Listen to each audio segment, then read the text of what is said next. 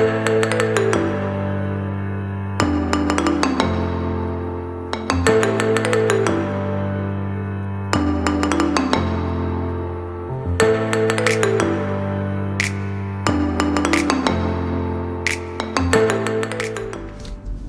selamat datang di channel podcast Fakultas Teknik Untak Semarang. Ya, bersama saya Oki Wahyu dan kali ini kita kedatangan tamu dari Bu Adek 2, Bu Maria. Selamat datang, Bu. Ya, terima kasih. Selamat pagi. Semangat terus. Ya, Salam siap. Pasti selalu semangat dong, Bu. Apalagi pagi-pagi gini. Harus. Iya.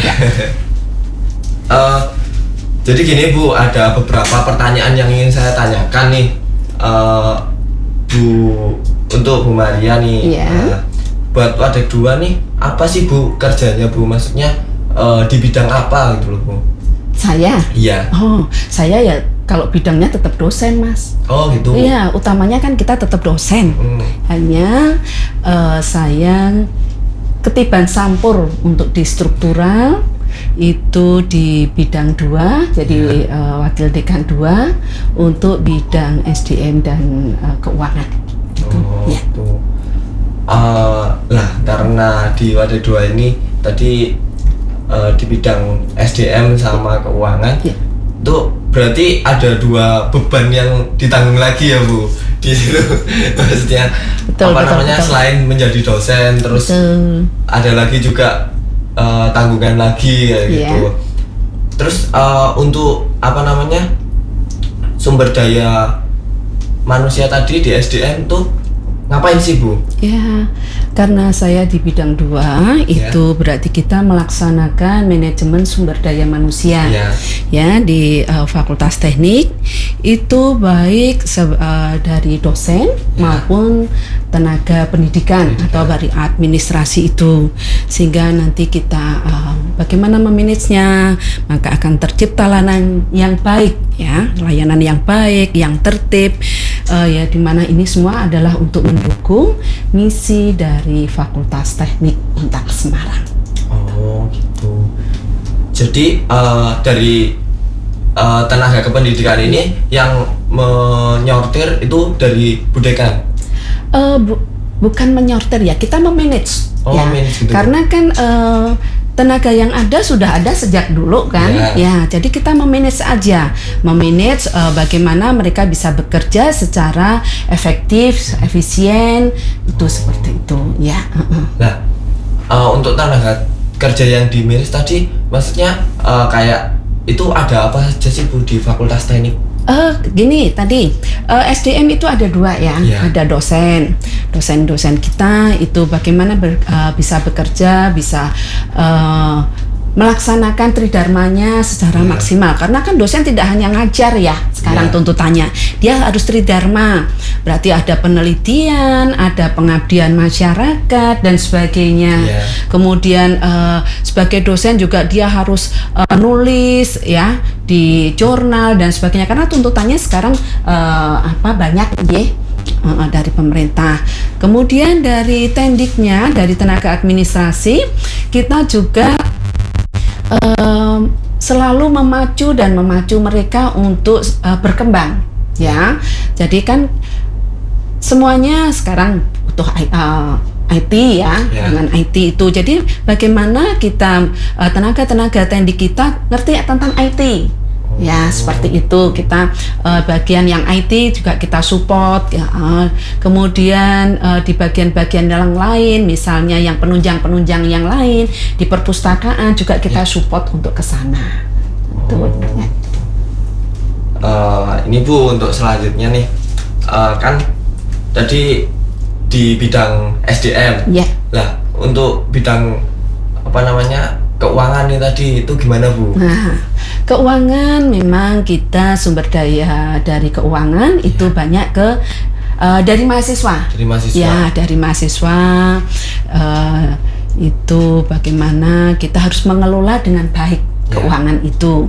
Karena misalnya kita harus memberikan apresiasi kepada dosen untuk penelitian, untuk pengabdian, kemudian memberikan ya apresiasi rutin ya, untuk operasional rutin di fakultas untuk penggajian dan sebagainya kita ke sana. Dan memang sumber dayanya itu bisa macam-macam. Jadi bisa tadi yang memang banyak itu dari mahasiswa kan, proporsi yang terbanyak itu dari mahasiswa. Tapi juga ada misalnya dosen mengadakan penelitian, dia dapat hibah dan sebagainya. Itu kan salah satu apresiasi baik dari pemerintah dan sebagainya. Juga kalau dosen penelitian, dosen pengabdian, kita juga berikan sensitif intensif untuk itu. Gitu. Jadi seperti itu. Ya. Terus karena ini menyangkut tadi biaya kan Bu. Ya. Gimana sih Bu, misalnya ada mahasiswa gitu yang pengen gitu dapat beasiswa atau gimana gitu? Oke. Memang di Untak ini ada beasiswa, ya.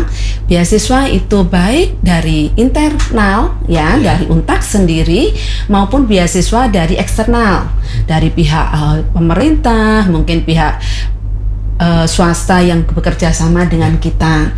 Tapi tetap harus mahasiswa itu punya prestasi. Ya kan, iyalah. Kita mesti ada seleksinya, kan, seleksinya. Jadi beasiswa yang dari Untak itu misalnya itu yang internal, itu misalnya beasiswa untuk keluarga Untak itu juga ada. Kemudian dari orang-orang yang memang membutuhkan, misalnya yatim piatu, kita juga ada beasiswa ke sana dan sebagainya. Itu kemudian itu yang internal. Kemudian yang dari pihak luar itu juga misalnya dari pemerintah ada bidik misi, ada beasiswa bidik misi. Kemudian ada beasiswa PPA, ada PBM dan sebagainya, tapi itu mesti ada syarat-syaratnya. Ada syarat-syarat tertentu gitu. Iyalah, masa pemerintah memberikan beasiswa cuma-cuma. Tetap ada syarat-syaratnya, dan syarat-syarat itu sebetulnya untuk mahasiswa sendiri kan. Jadi misalnya syarat IP saya harus sekian. Toh itu nanti siapa sih yang memanfaatkan IP itu? Bukan kami loh. Mahasiswa sendiri. Iyalah, untuk mahasiswa ke depan untuk masa depan dia, kalau IP-nya bagus, juga next juga mungkin kalau cari pekerjaan kalau sudah lulus juga gampang dan sebagainya. Itu berarti itu tadi syarat utama untuk mendapatkan beasiswa tadi ya Bu. Nah, untuk selanjutnya nih, kalau misalnya nih Bu ada mahasiswa baru, dia pengen masuk di Fakultas Teknik nih, Fakultas Teknik Untak Semarang, itu biaya apa aja Bu yang harus dia bayar? Biaya-biaya yang dibayar untuk mahasiswa baru itu tetap ada. Jadi seperti SPI itu ada. Kemudian SPP itu ada SPP yang pokoknya sumbangan untuk pokoknya, dan per SKS-nya itu juga ada. Kemudian juga nanti ada untuk pengembangan laboratorium ataupun apa. Kemudian juga mahasiswa juga kita cover asuransi mahasiswa dan sebagainya, kita bekerja sama dengan pihak ketiga. Kemudian jelas ya, nanti kalau zaman dulu nggak tahu ini dengan pandemi ini apakah tetap ada prodikem atau apa ya. Dulu tetap dengan prodikem, mungkin ada biaya juga itu. Tapi juga biasanya juga sebagian dikembalikan ke mahasiswa. Misalnya mahasiswa setelah daftar di Untak ini dapat apa sih? Dapat jaket. Itu kan kebanggaan ya. Itu sebagai identitas. Ya kan, harusnya mahasiswa teknik khususnya dan mahasiswa Untak pada umumnya bangga kan, pakai jaketnya siapa? Jaketnya Untak, itu harus bangga juga. Iya, pastilah Bu. Iya. Itu Mas. Terus untuk tadi kan dari biaya untuk pembayaran kuliah itu kan Bu. Terus kalau misalnya dari biaya ini untuk pengembangan sarana prasarana di fakultas sendiri gimana Bu? Jadi biaya itu mesti kita bagi untuk operasional yang rutin tadi seperti untuk apresiasi dosen dan sebagainya dan tendik gaji secara gaji juga kita bagaimana kita memanage supaya juga kampus kita jadi bersih. Bagaimana kita mengembangkan sarana prasarananya, bagaimana dengan pengembangan laboratoriumnya dan sebagainya. Tetap kita harus kalau orang Jawa itu diponto-ponto. Tahu nggak diponto-ponto? Anak muda. Kurang tahu sih. Anak muda gitu, kurang tahu tentang dibagi-bagi di pos, ada pos-pos tertentu. Jadi itu seperti itu. Jadi berapa persen nanti untuk pengembangan, berapa persen untuk nanti prasarana sarana prasarana, dan bagaimana untuk merawatnya. Kadang-kadang kan kita ini bisa membuat tapi tidak bisa merawat.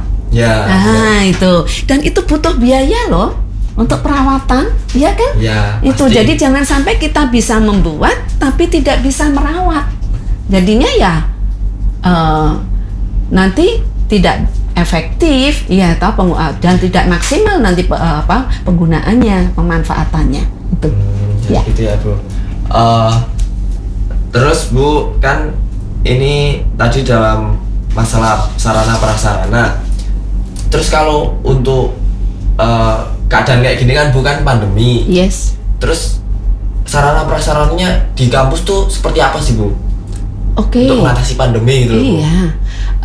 Memang pandemi ini menjadi beban dunia beban dunia. Tidak hanya bebannya teknik, tidak hanya bebannya untak, ini bebannya dunia. Jadi kita tetap protap-protap yang dikeluarkan oleh pemerintah tetap kita lakukan. Jadi misalnya dengan pandemi ini memang pembelajaran kita secara online, kan, daring, mau pakai Zoom lah, pakai Google Classroom itu monggo Dan tapi kalau misalnya mahasiswa ataupun orang luar yang ke kampus tetap ada protapnya. Mereka harus cuci tangan lah, kita juga harus sediakan itu Kemudian kita sediakan juga ini hand sanitizer, kan, itu kan juga protapnya. Kemudian ke kampus harus pakai masker. Kemudian juga kalau misalnya ini tamu dari luar, misalnya kita ditem itu diukur temperaturnya dan sebagainya, karena itu kan untuk protap-protap dan itu untuk menjaga kesehatan kita semuanya itu. Oke, berarti lengkap nih ya Bu, di Fakultas Teknik nih udah biaya, terus habis gitu ada kesehatannya juga terjaga gitu, kebersihannya juga terjaga. Betul.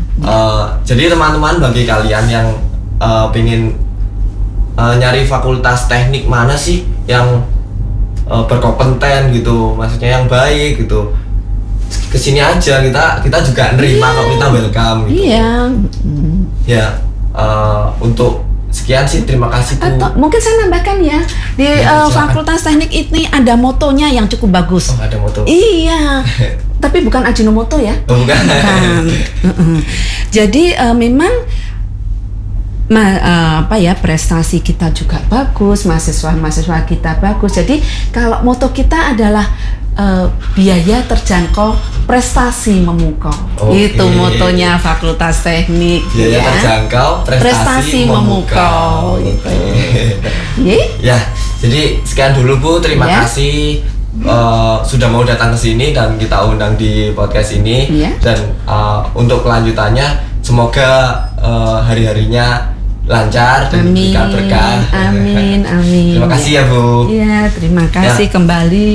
Demikian, terima kasih telah menonton podcast ini di channel podcast Fakultas Teknik Untak Semarang.